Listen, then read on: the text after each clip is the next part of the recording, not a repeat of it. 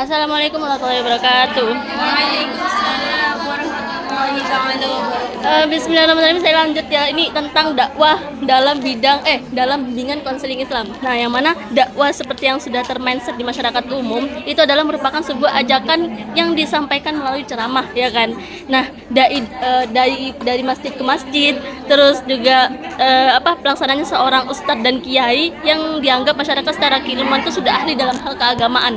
Nah, ketika dalam pelaksanaannya pada saat doi menyampaikan materi dakwah, jamaah itu hanya mendengarkan dan mengikuti sampai akhir, ya kan.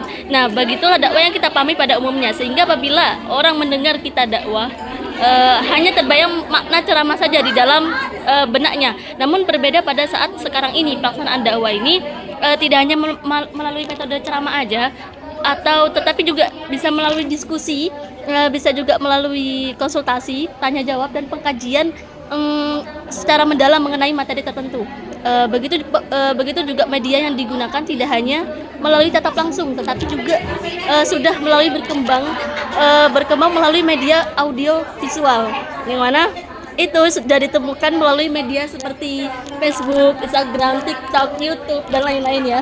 Nah, adanya perubahan kemajuan dalam pelaksanaan dakwah ini, masyarakat dengan sendirinya tertarik untuk berlomba-lomba menuju kebaikan dari semua kalangan, ya enggak? Nah, makanya sekarang banyak kan konten kreator yang berdakwah dalam kontennya. Makanya banyak sekarang benar. Nah, ya seperti Husan Basaiban.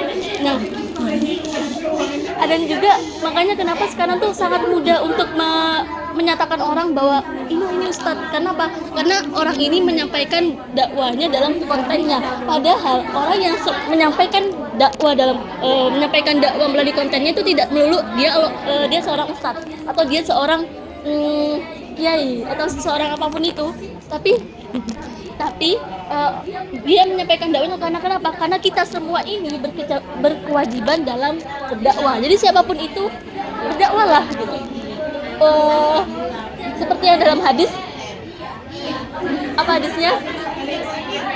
Ya benar. Jadi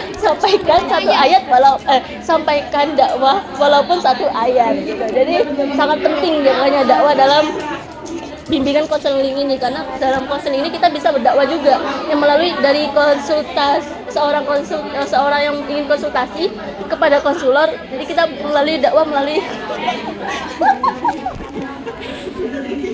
dalam berdakwah. Jadi kita bisa berdakwah melalui konsultasi bimbingan konseling ini ya. Intinya gitu ya. Jadi paham. Jadi sekarang dalam dakwah tuh udah berkembang biak. Jadi benar-benar berkembang yang membuat kita semakin mudah dalam berdakwah. Oke, terima kasih.